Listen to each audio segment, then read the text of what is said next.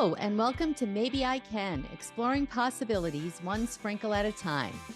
If you've ever found yourself asking, is this all there is to life? Then you're in the right place. I'm Debbie, author, speaker, entrepreneur, and coach. And every Tuesday, I'm here to share a sprinkle of hope and inspiration. Together, we'll uncover the more joy, more fulfillment, more prosperity, more fun. We'll share stories of transformation, actionable tips, and that little nudge you need to take the next step. So let's embark on this journey of discovery and say, maybe I can, to a life filled with more. Ready to find out?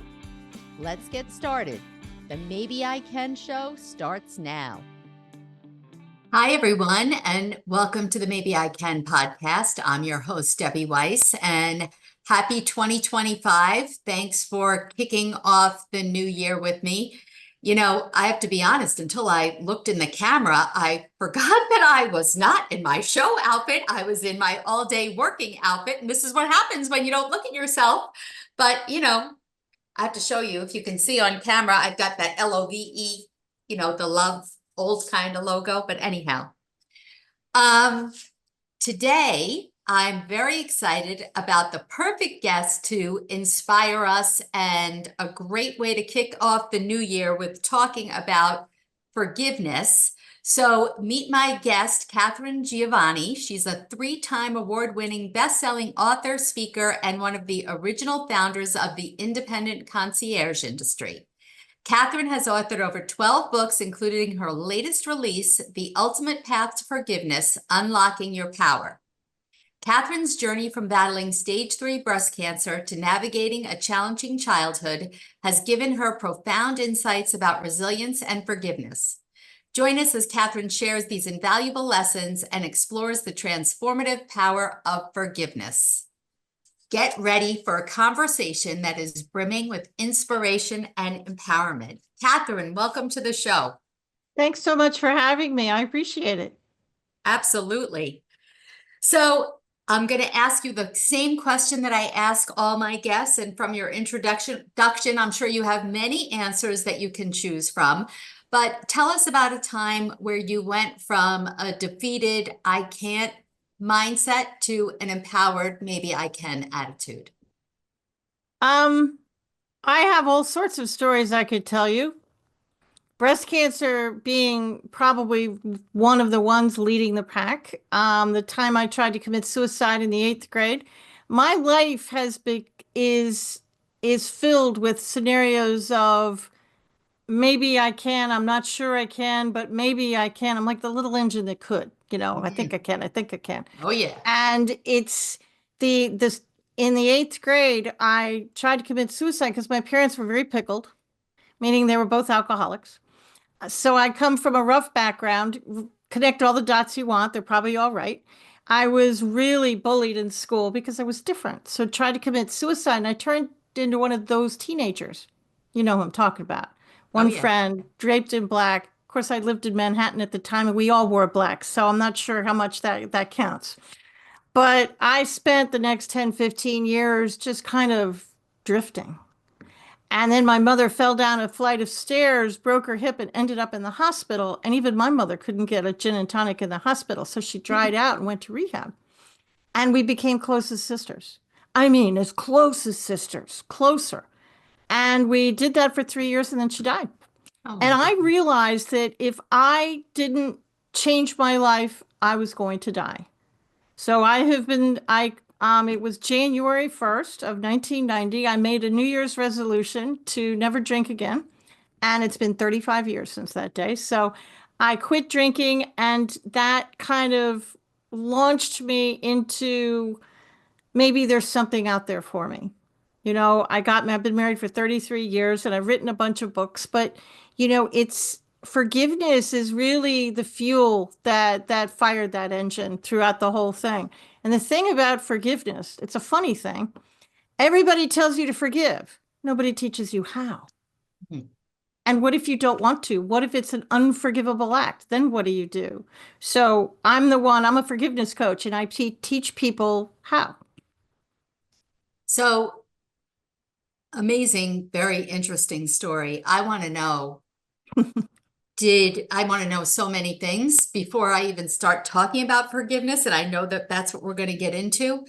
But from that time, were you always the kind of person that was able to bounce back? You obviously things got to such a low point in eighth grade that you tried to take your own life, but then did you just say, oh, okay, I'm good now? I mean, you said it took 10 or 15 years. You're trying to Did. find yourself. Like, do you think that being resilient or having that strength came from all your adversity or people born with it?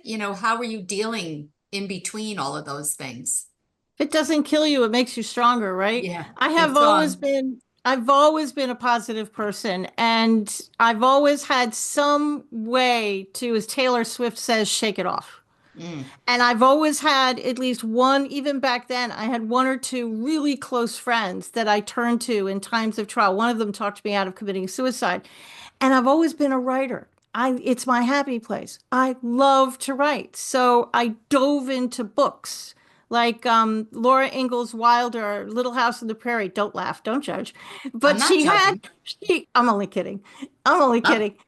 I She, know. uh, she had the ideal family that I loved. I read Little Women. It's books were my oasis, and I always had my eye on somebody that could leave me out of the dark. And I always had this thought in my head that I was meant for bigger things than what I was doing. So that kind of led the way. It was like a carrot. So interesting. You hear a lot of celebrities that overcame adversity that say that they always felt that they were meant for more. Yeah, And it's I guess that just inner knowing, right? Is that it how you would was. describe it? Well, I've also, not to stretch anybody's brain to the point of pain, but I am really, really, really intuitive. And I learned very young that I could hear that little bird in your shoulder and I could talk to it. I'm clairaudient, which for anybody who doesn't know means I'm clear hearing, meaning I hear words in my head from the other side. Um, and I've known how to do that since I was a kid. So it's like I had this best friend that I could always talk to and always turn to and always ask questions. Which is amazing. I did see that that was one of your books when I was doing a little research before I met you, and that really did intrigue me. Yeah. I mean, it's another thing though. Is that a gift that you're obviously it's a gift that you're born with, but one that we all have. Some of us have to cultivate it more than others. Is that what you would say? Or Everybody on the planet is psychic. I don't like to the word psychic. I never use the word psychic because it has this connotation that I'm a used car salesman with a crystal ball and I'm going to take your money. That's actually as far from the truth as you can get. Everybody is psychic. Everybody hears, sees, knows, or just feels something. You walk into a room and it feels off. You can't pin it, but it just feels wrong. Or you look at somebody's resume, looks great. You talk to them, they're perfect. But in your head, you're thinking, I probably shouldn't hire this person. But you do because your brain talks you out of it. But in your heart, that little bird in your shoulder is kind of tripping at you saying, you shouldn't do it. And sure enough, 6 months down the line, everything blows up and you look at somebody and say, I knew I shouldn't have done that. That is what everybody has it. Sometimes you hear the little bird in my shoulder saved my life 3 times. Not that I'm counting particularly, but it has saved my life. It saves other people's lives. You can avoid a car crash. There's hundreds of thousands of stories out there, but it's you either see it, feel it, know it, or you just sense it. And everybody has those gifts. I am nobody special. I just came into this lifetime already knowing how to do it. But everybody can do it and everybody can learn. You're doing it now. I yeah, wouldn't be on your show if you weren't. it's true. I do agree with that, and I do happen to say that I agree. I lost my husband 2 years ago, and on December 31st. It was my son's birthday. My husband passed away. It was 2 years on December 30th. I'm And sorry. thank you. And we're sitting playing a game.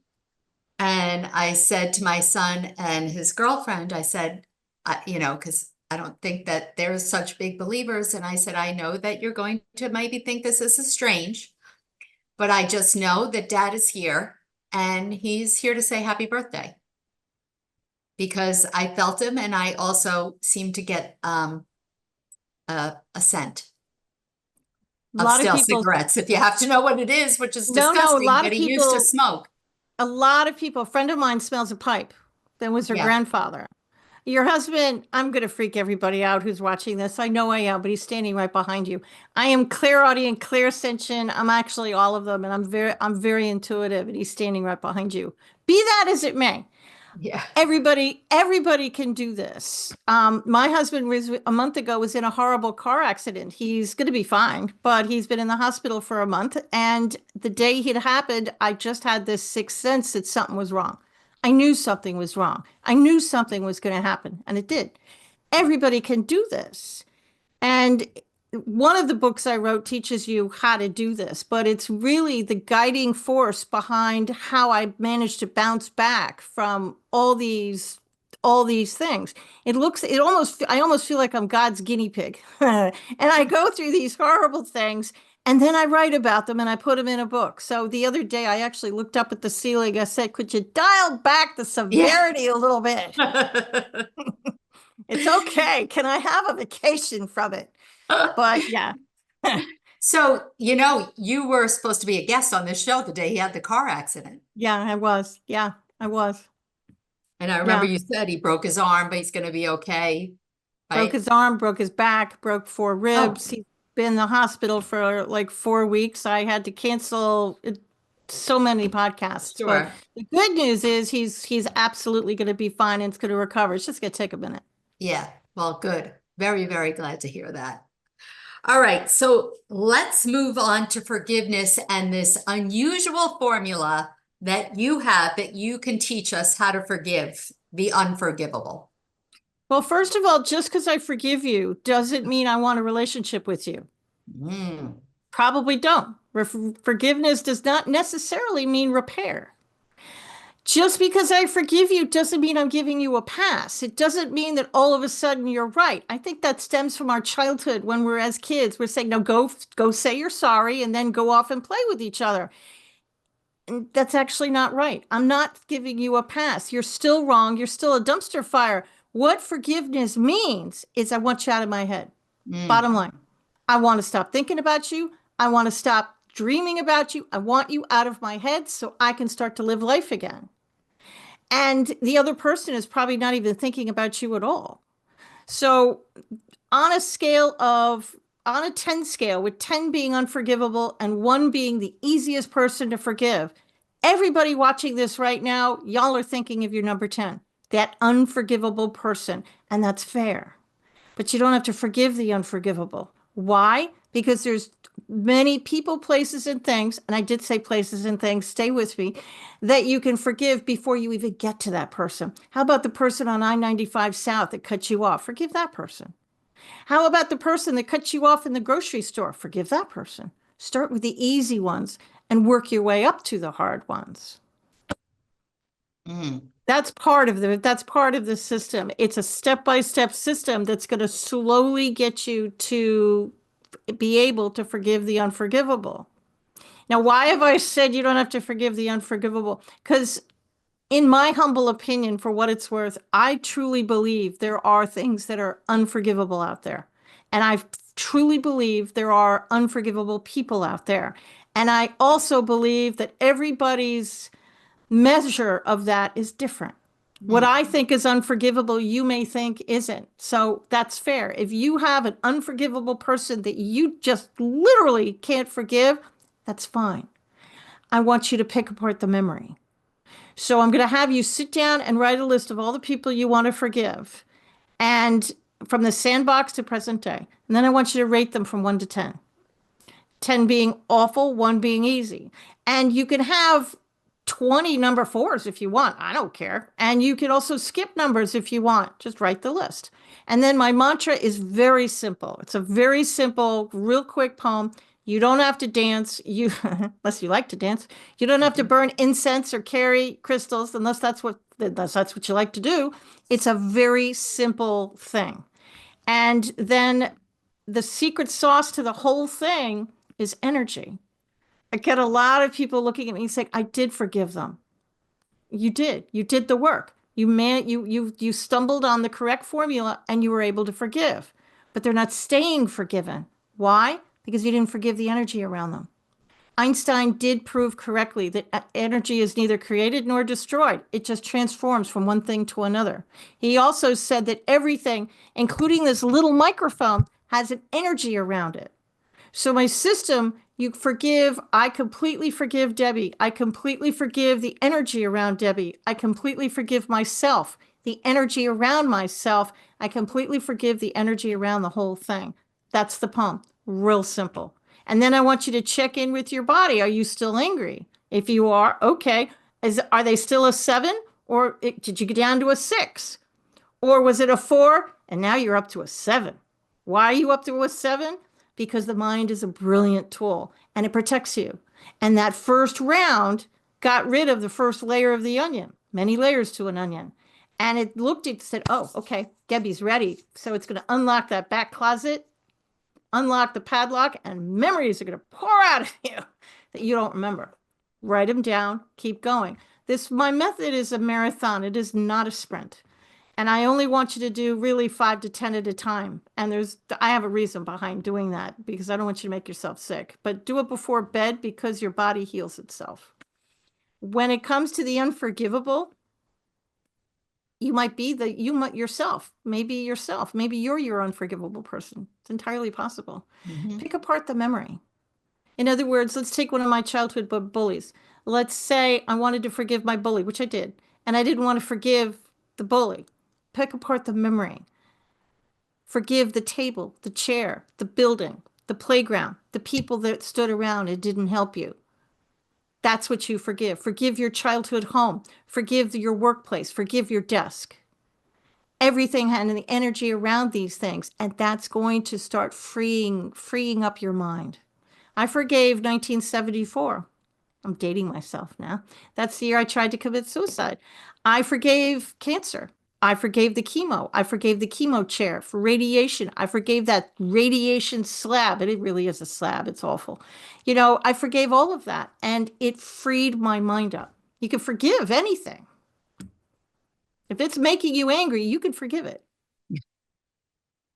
And I think the most important part to kind of get you rolling is to realize something that you said in the beginning, which was that other person is most likely not thinking about you.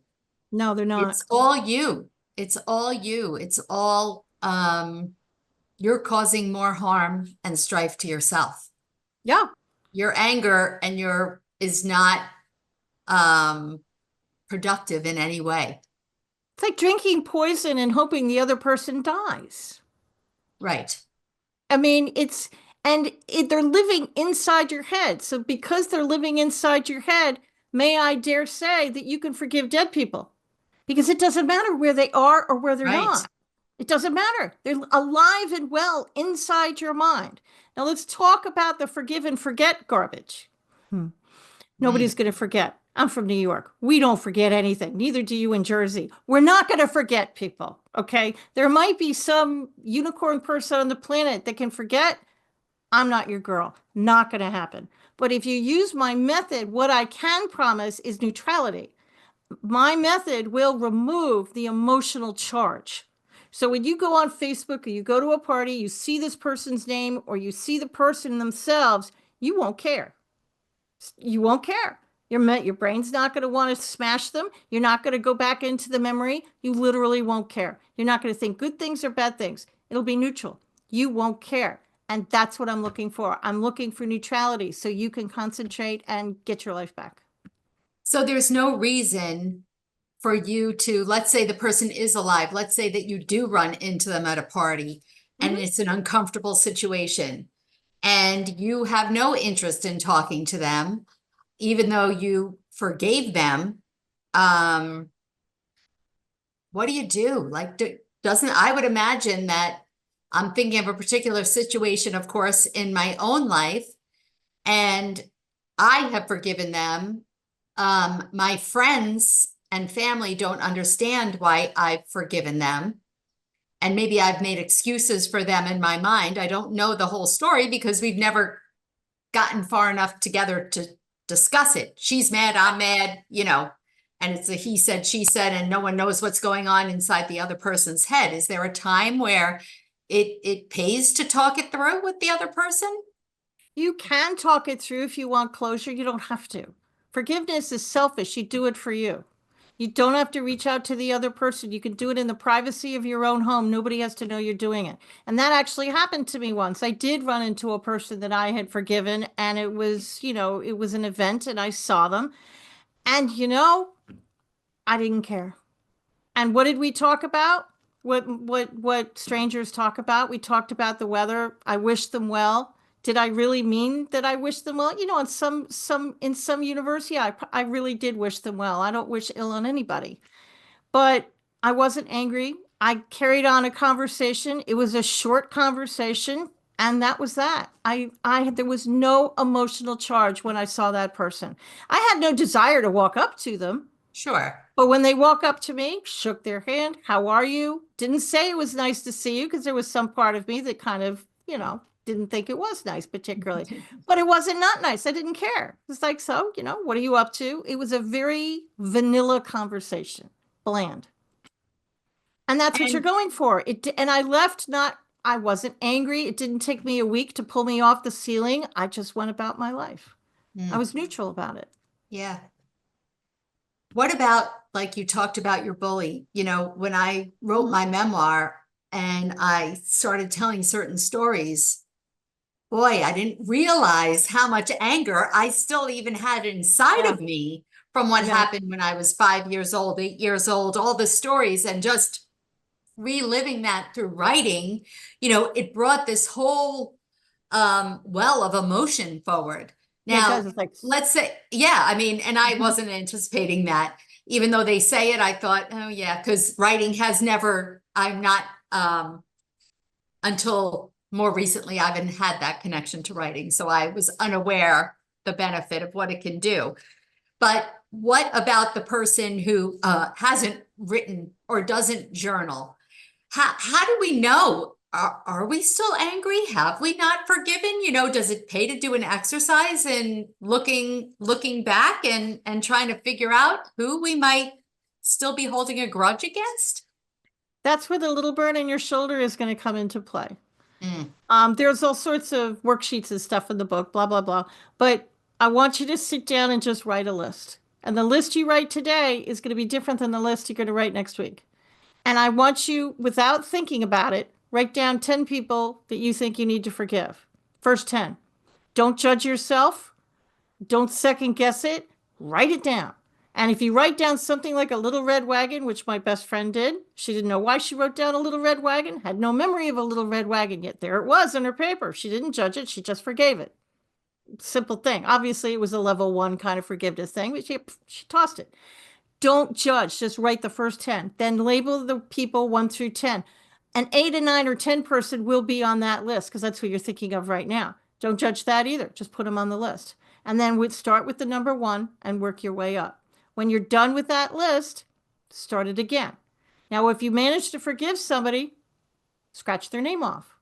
If you do the forgiveness mantra and you're still mad, okay, well, maybe the 10 is down to a 9. Maybe there's still a 10. Okay, wait 24 hours, do it again. Maybe you can't forgive your number 10 at all. Okay, just forgive the energy and nothing else. Okay, Katharine, I don't need to forgive anybody. I'm good. There's nobody in my life I have to forgive. Okay, sure. Let's talk about that. Did you get mad at the news the other night?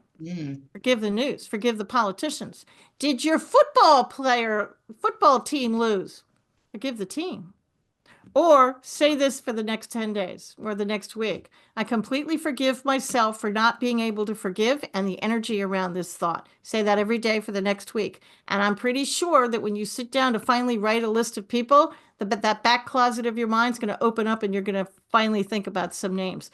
We're humans. Humans irritate other humans. Somebody cut you off in aisle 5 of the grocery store yesterday. Go put that person on your list. Your Yep. mail was late. Somebody didn't show up for a podcast. Put these people on your list. And what about forgiving yourself?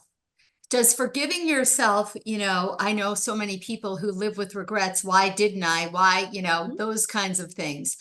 I mean, to me, those seem like you've got to let yourself off the hook and move on. Yeah. This is the first book of 3, and the second book is about how to forgive yourself. And I'm writing it right now. But to forgive yourself, I want you to treat yourself like a number 10. And this is how I did it. I I can never pronounce that word. Yeah. Compartmentalized myself. Because when I woke up this morning, all my past selves are in the past. I can't do anything about them. I'm a new person every morning. So I took teenage Catherine and I looked at her. I looked at the things that I did. I wrote down those memories. I wrote down the people I thought I hurt. And I forgave myself for all of those things using my own mantra. And I rated them. Some of them were a 10, some of them were a 1. And when I got through that decade and I managed it, I went to the next decade and I did it again. Mm, And I did that in combination with my own personal number 10s, who I wanted to forgive. But when it right. came to myself, I just substituted everything. And I forgave things memory by memory. And I Mm, can't tell you how freeing it was. yeah. Yeah. I think all of us at some point or another have forgiven, and it is freeing, and it's us that we're letting free. So, Catherine, I can't believe a half hour has already gone by. You've given us such fabulous information, and I want everyone to be able to get a copy of your book and see the worksheets and all the work that you do. So where can the audience learn more about you? Well, you could easily go to Amazon. The book is on Amazon, and I do understand that not everybody likes to read, so the audiobook, the ebook, and the paperback are available. You can go to my website at katharinegiovanni.com, and Catherine, thanks to my mother, is spelled a little strangely. Thanks, Mom. Katharine Giovanni.com, and all my socials are on there. Everything's on katharinegiovanni.com. And the links are in our show notes, so you can check it out there. Catherine, thank you so much, and best wishes to your husband. Thank you. And thank you for sharing all of your wisdom with us. Thank And you. to everyone else, I will see you next week. Make it a great one. Thanks for spending part of your day with me here on Maybe I Can, exploring possibilities one sprinkle at a time. It's been great having you, and I hope you're leaving with a spark to light up your journey to more. Remember, every big change starts with a single maybe. If you're ready to kickstart that change but not sure where to begin, I've got just the thing for you. Head over to download my free guide, The One Critical Step to Kickstart Change, and take that all-important first step. Let's make those maybes into reality one sprinkle at a time. Catch you next Tuesday at 4 p.m. Eastern, 1 p.m. Pacific with more stories, tips, and that extra push you might need. I'm Debbie saying goodbye for now, but always remember, maybe, just maybe, you can.